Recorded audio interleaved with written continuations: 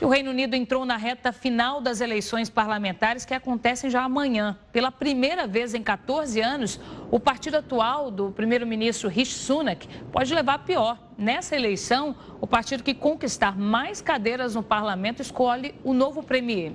O levantamento mais recente aponta uma vitória histórica do Partido Trabalhista de esquerda em cima dos conservadores.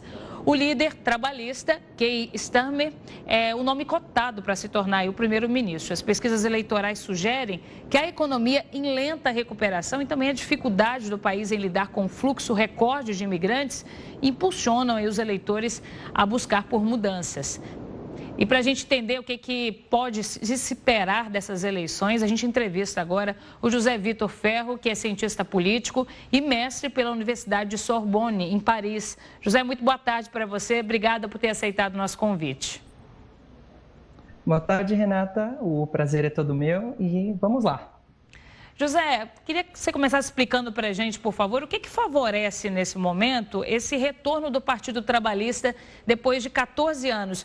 O Rishi Sunak, ele, ao antecipar as eleições, ele também pode ter dado um tiro ali no próprio pé? Então, na verdade, o que acontece no Reino Unido agora é justamente uma indignação relacionada às sucessivas crises dadas aos últimos governos conservadores. A gente lembrar, a primeira delas, a crise do Brexit, ali com David, né? E depois a gente teve aquelas sucessivas trocas de governos ali entre 2016, 2017, e justamente os conservadores não têm encontrado o seu caminho, né? Só para lembrar a Theresa May, que esteve negociando aí o Brexit, e na verdade foi uma negociação muito difícil que ela não conseguiu terminar. Depois, com o governo Boris Johnson, se efetivou o Brexit, e aí tivemos o curto período da Liz Truss, agora mais recentemente em 2022, e até agora eles não conseguem retomar um discurso unificado e uma plataforma política que de fato esteja de acordo com os anseios da população britânica, né? José, as pesquisas de intenção de votos, elas estão prevendo uma vantagem esmagadora dos trabalhistas nessas eleições, né? Algumas pesquisas falam mais de 90% aí. Ao mesmo tempo, o próprio partido teme aí uma certa apatia do eleitorado, né? Porque no Reino Unido o voto não é obrigatório, como é aqui no Brasil, né? Vai ser um dia de trabalho normal e a pessoa vai lá votar se quiser. E o medo é justamente esse, né? Que pela ampla vantagem que está sendo desenhada aí nas pesquisas, o eleitor trabalhista considere que não precisa ir lá votar, né? Que não é importante, porque é o que tudo indica, o partido vai mesmo ganhar as eleições. Exato, é uma questão realmente complicada, também, ou seja, já é bastante difícil a situação mais pelo lado dos conservadores, mas tampouco a situação está totalmente desenhada pelos listas, né? Viu aí na matéria, né, e temos comentado, e tem saído muito na imprensa internacional, que de fato a vitória que está desenhada para o lado dos conservadores vai ser grande, de acordo com as pesquisas. Só para lembrar que os trabalhistas não chegam ao poder desde o último governo, desde o primeiro e único governo do Gordon Brown, ali em 2007 até 2011, mas é algo ganho, né? É que, na verdade, os conservadores, por seu lado, como eu disse, realmente não têm mais nenhum tipo de credibilidade no seio da população.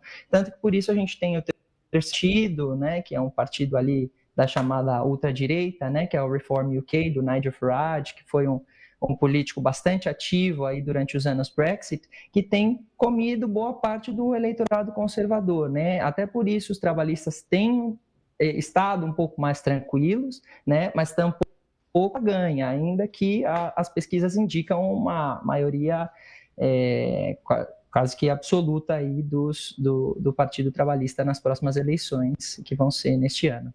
Pois é, as pesquisas estão falando em 450 deputados eleitos em um parlamento de 650. Seria uma eleição histórica se esse resultado se confirmar, né? Exatamente. Na verdade, nem com a popularidade para a gente ter um contexto mais histórico do Reino Unido, né, o último governo que conseguiu uma maioria absoluta pelo lado trabalhista no Reino Unido foi o governo do Blair, né? O Blair conseguiu encaixar em sequência ali no final dos anos 90 início dos anos 2000. Depois foi o governo que era um sócio ali na empreitada com o Tony Blair nessa reforma do Partido Trabalhista no final dos anos 90, mas o Blair era uma figura muito conservadora, uma figura muito popular, e de fato chamava muito a atenção do público, né? Por um lado atraía os votos mais centristas, também alguns votos mais à direita. Ele era uma figura bastante consensual, né, que chamava muito ao consenso. O Partido Trabalhista, atualmente, agora com o Keir Starmer, vai ganhar muito provavelmente eleições, né, como estão dando as pesquisas, não pela figura carismática do Keir Starmer, e sim por uma falência, basicamente, do Partido Conservador à direita, né, que, como eu disse, tem cada vez mais sido perdido votos para a direita mais extrema, ali do Reform UK. Ô José, eu queria que você explicasse para a gente, por favor, como é que funcionam as eleições no Reino Unido, que é bem diferente do que acontece por aqui, por exemplo, né? Lá é como se fossem várias eleições separadas em cada distrito, é isso? Exatamente isso. O que a gente tem no Reino Unido, né? Então pensemos, né? É uma grande confusão geográfica quando a gente fala Reino Unido, Inglaterra, País de Gales.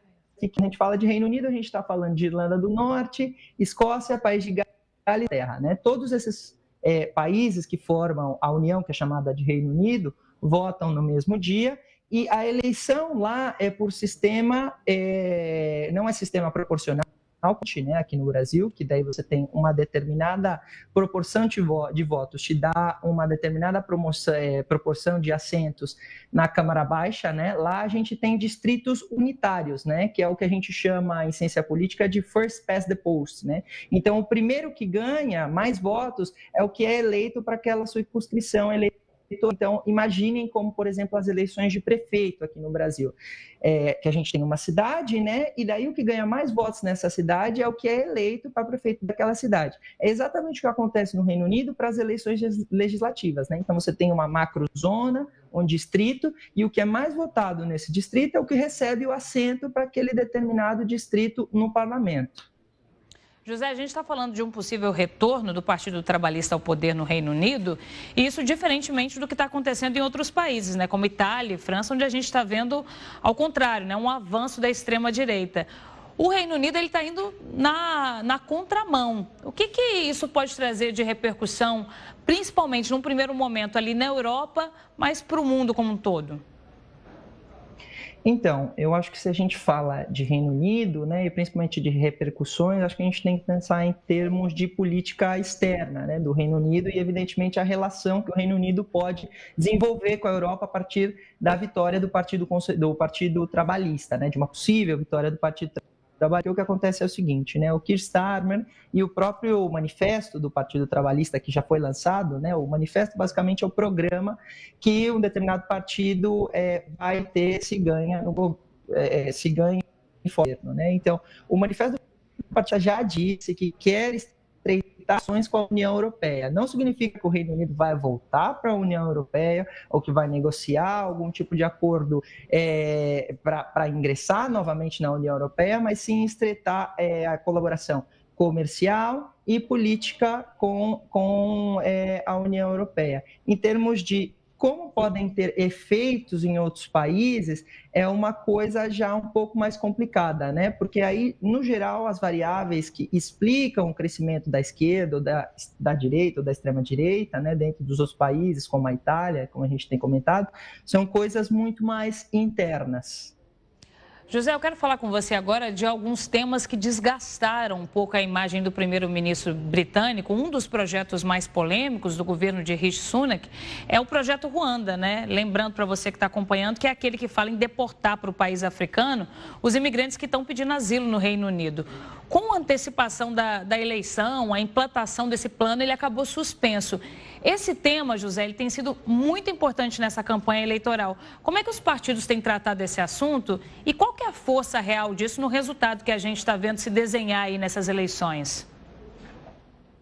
Então, de fato, Renata, a questão do Plano Ruanda é um dos aspectos mais complexos aí dessa eleição no Reino Unido, né? Por um lado, você tem o partido da outra, né, o Reform UK, que justamente não só defende o Plano Ruanda, como também quer expandir as referências para os nacionais dentro do Reino em termos de benefícios sociais, em termos de emprego, até propondo, na verdade, altos de impostos para empresas que contratam estrangeiros.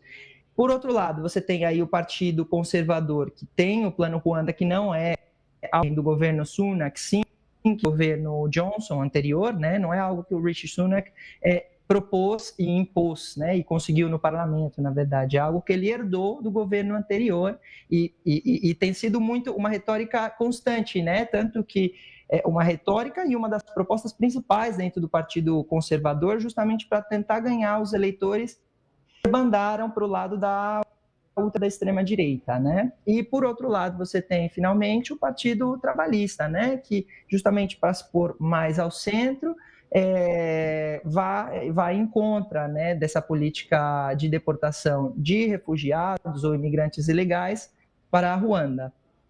E outros dois pontos críticos para ele também são a economia, né, que tem demorado aí a retomar o crescimento depois da pandemia, e também o sistema público de saúde, que está com longas filas de espera para tratamentos emergenciais, algo que eles não tinham vivido na história recente, né? São problemas que afetam diretamente ali o dia a dia da população. Quais são as principais diferenças, José, nas propostas dos conservadores e dos trabalhistas nessas áreas? Então, se pensamos aí nos partidos mais importantes, Renata, no Reino Unido, então os conservadores e os trabalhistas, o que acontece é que você tem mais à direita os conservadores, primeiro propondo, de modo até contraditório, né, programas de baixa de impostos, de redução de impostos, até impostos relacionados à renda pessoal e também a impostos relacionados a empresas e etc. Então, eles propõem uma baixa de imposto, mas, ao mesmo tempo, oferecem a possibilidade, e estão dizendo que vão aumentar o nível de investimentos na NHS, que é o sistema público de saúde britânico, bastante parecido na linha do que a gente tem no Brasil, né? Então, aberto, universal e gratuito. Né? Por outro lado, você tem os trabalhistas, que propõem também, evidentemente, aumentar os investimentos na NHS, né? Mas só que também propondo um aumento na arrecadação por aumento em alguns pontos bastante estratégicos, então, como, por exemplo, as taxas de marcas de carbono, né? José, vou pedir para você continuar com a gente. Eu vou chamar uma reportagem falando um pouco sobre a situação da França e depois eu quero repercutir também esse assunto com você. Só um minutinho. Mais de 200 candidatos a deputados que passaram para o segundo turno das eleições legislativas na França, previsto para domingo, retiraram as candidaturas. Essa iniciativa faz parte de um amplo esforço da oposição de esquerda e do partido atualmente no poder para impedir uma maioria absoluta da extrema-direita. Uma frente republicana contra a extrema-direita toma forma na França. Mais de 200 candidatos a deputado retiraram suas candidaturas. Eles disputariam o segundo turno das eleições legislativas na França no próximo domingo. A iniciativa faz parte de um amplo esforço da oposição de esquerda e do partido no poder para impedir uma maioria absoluta da extrema-direita. A ascensão da extrema-direita, pela primeira vez desde que a França se libertou da ocupação da Alemanha nazista, acrescentaria à União Europeia um novo país governado por esta corrente, depois da Itália. Em um artigo de opinião publicado pelo diário francês Le Monde, mais de 1.000 historiadores apelaram às pessoas para votarem contra o Partido Reagrupamento Nacional, liderado por Marine Le Pen. A única vez que a extrema-direita governou na França foi durante a Segunda Guerra Mundial, não como resultado de eleições, mas como resultado de uma derrota militar, de uma ocupação. Por isso, a extrema-direita no poder na França não é uma situação normal. É a estrutura da democracia, dos valores que nos são caros, que tem sido a base do Pacto Democrático e Republicano desde a Revolução Francesa, que estão ameaçados. Desse ponto de vista, é importante se mobilizar coletivamente. A aliança de centro-direita do presidente Emmanuel Macron está dividida sobre a estratégia de construir uma frente republicana contra a extrema-direita, juntamente com a coalizão de esquerda Nova Frente Popular. Esta jogada inclui concentrar os votos no candidato republicano com melhores condições de derrotar um adversário de extrema-direita em posição de força, nos casos em que 3 ou mais postulantes concorram no segundo turno. Os franceses escolhem os 577 deputados em círculos eleitorais com um sistema majoritário de 2 turnos. No último domingo, a alta participação e a dispersão do voto abriram o caminho para mais de 300 disputas em segundos turnos, com 3 candidatos ou mais. Eu vou continuar nesse assunto com o José, que vai ajudar a gente a entender todo esse cenário político da França.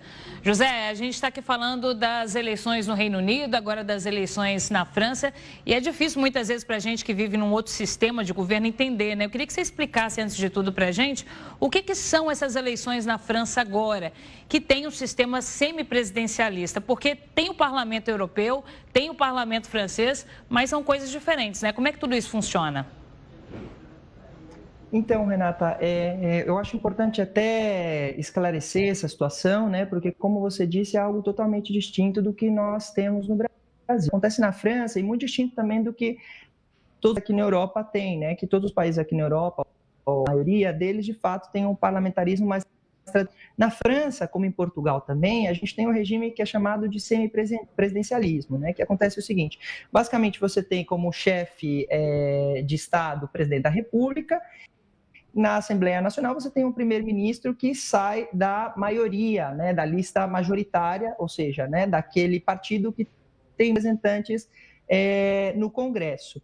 Por que o sistema é chamado de semipresidencialista? Né? Porque o que acontece é que no sistema parlamentarista, você tem o primeiro-ministro com a faculdade de dissolver o parlamento. Né? O parlamento pode tanto demitir o primeiro-ministro ou dar um voto de não confiança, né, como é chamado, ou o ministro também, o primeiro-ministro, pode dissolver o parlamento.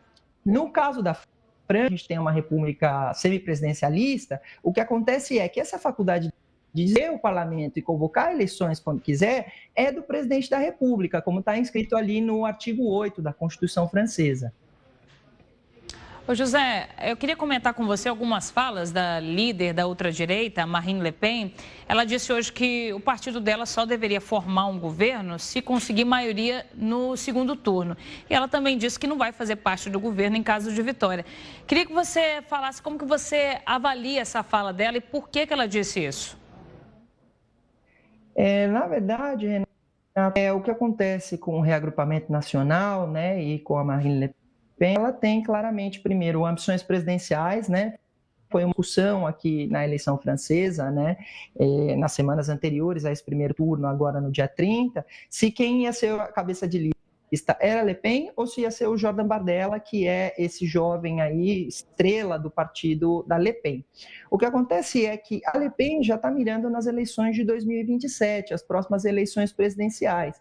E a partir do momento que você forma governo e você deixa de ser pedra e começa a ser vidraça, né? Então, se você não tem a maioria absoluta e não consegue formular políticas públicas, e não consegue fazer o governo andar, você você é uma vidraça mais exposta, né? Você fica mais suscetível a críticas.